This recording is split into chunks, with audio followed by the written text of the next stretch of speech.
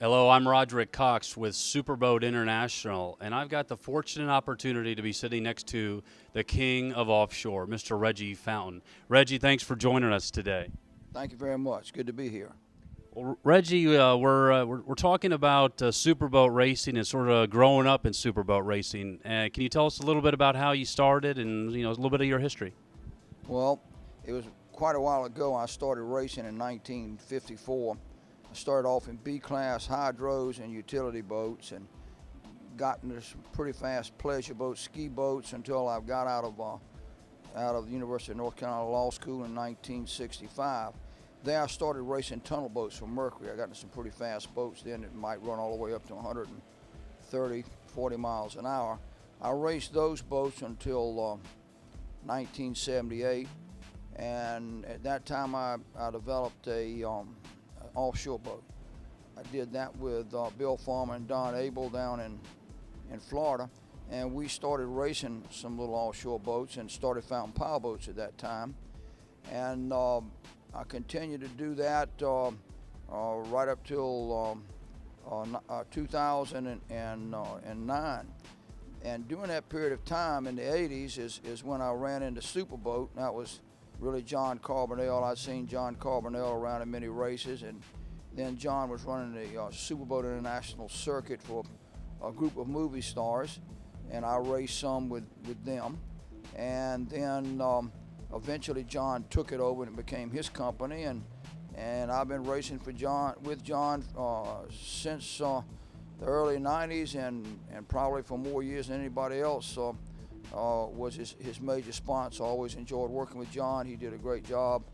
It's hard to please all the people all the time, but he seemed to please most of the people most of the time, and John had a good idea about what racing was about and how he could put it on to best suit everybody and the situations that we had at hand. So I raced with John for the balance of my life in Superboat International, and most all of our speed records and races we ran in were with John Carbonell and Superboat International. Reggie, tell me about that record you still hold today. Well, we did that in 2004. It was a Superboat International sanctioned kilo run right out here on the Pamlico River here in Washington, North Carolina. John Carbonell headed it up. It was also sanctioned through John by the Union of International Motorboating and the American Powerboat Association. We were able to run a 42-foot fountain V-bottom, 177 miles an hour for a world record in a one-way run.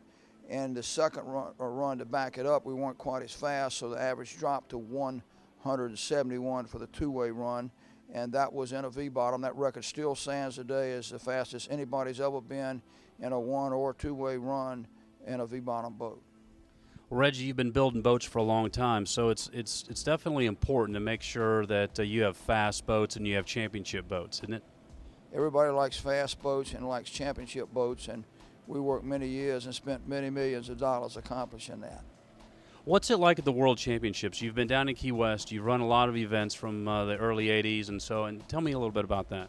Well, the Key West World Championships is the premier event each year.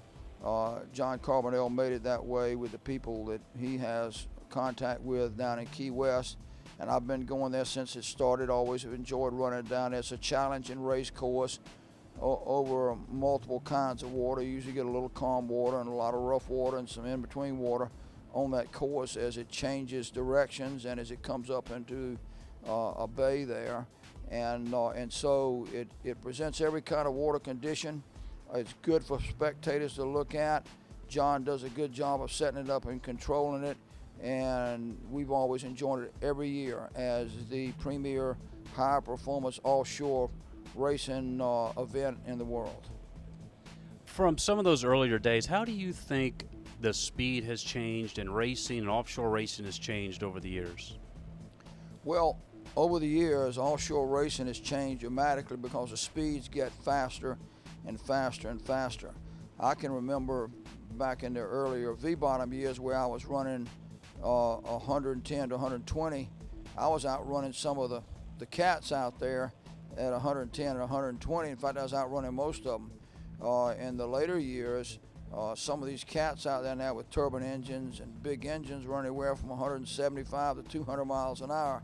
So their speeds have grown dramatically, and the V-bottom speeds have grown dramatically. When we started with V-bottoms in the first races I was in, down there we were running just a little over 100 miles an hour. And since that time, we've seen speeds down in Key West in the 150 to 60 miles an hour range for a V-bottom, which is dramatically faster than the speeds of just 100 plus when we started back in the early 80s. Now, is there any particular one race down there in Key West that stands out to you, either when you were racing or, Reggie the Third in it, or is there some of the characters maybe that you've raced against? Is there any one event that stands out to you? Well, there's a lot of them that stand out. Probably the one that stood out most for me along the way is a race I went to, really, Superboat International, John Carbonell and the group of movie stars he had racing at Lake Pontchartrain in Louisiana. And I showed up down there with a triple engine V-bottom boat that was 47 feet long. And I remember Don Johnson, Chuck Norris, Kurt Russell, all these guys had big, fast 4-engine cats running what they said were very fast speeds. And we went down with a 121-mile-an-hour V-bottom and won that race. And probably I got more recognition for that, had more excitement out of that than any other race we've ever been in. The speeds started off tarred. Everybody was trying to outrun everybody. And by the end of that race, I wasn't running much over 90 or 100 because most everybody else had broken in the speed of the race, and we were always right at the front. But when they started braking, I was worried I was going to break too, so I slowed down at the end as slow as I could go to make sure I finished that race. And I remember I might have run the last lap at 90 to 100 miles an hour, just trying to make sure I didn't break down. But that was a great race. I always remembered that race. A lot of people that we've been interviewing have been talking about Don Arno and some of the days of racing down there. I mean, do you have any specific stories with him, or knowing how you've crossed his path in the past?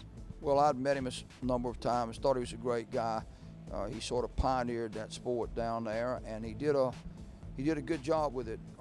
He led the way, and we all benefited from what he did in the later years, and he was one heck of a boat builder and driver. Can you remember back, Reggie, what was your first boat? I built a little small, I guess I'd call it a river boat in Tarboro, North Carolina. It's about 14 feet long, and I think I had a Mercury Super 10 Hurricane on it, and I did the best I could to win the races up and down the Tar River in Tarboro, North Carolina, somewhere just a little better than 40 miles an hour. Well, if I got my facts straight, maybe the last time that you raced was with your son Reggie the Third in 2008. Yeah, we raced together in Morehead City in the Cat Killer, which is a pretty fast V-bottom we've had along the way, and we had a good race. Won that race. We should have won that race. We had by far the most horsepower and the fastest boat there, and so that was the last race I run that was true competition out there, and it was a good way to end up the competition on John's circuit again, SBI. Now we're going into the 32nd annual Key West World Championships, and it looks like Reggie the Third's gotten himself into another boat and looking forward to going down to Key West this year again. Well, he's in a fast one that'll run a couple 100 miles an hour if they get it fixed up and down there, so I'll be down there with my fingers crossed he doesn't make a mistake, because I don't think he's going to make but about one mistake in a boat that'll run near 200 miles an hour. He'll be in a black 44-foot cat with a whole lot of horsepower that probably running a whole lot faster than anybody could safely go. So I'll go down and keep my fingers crossed he can get through all three races. Well, Reggie, thank you for spending time with us today. There's no better time to spend time with Reggie Fountain.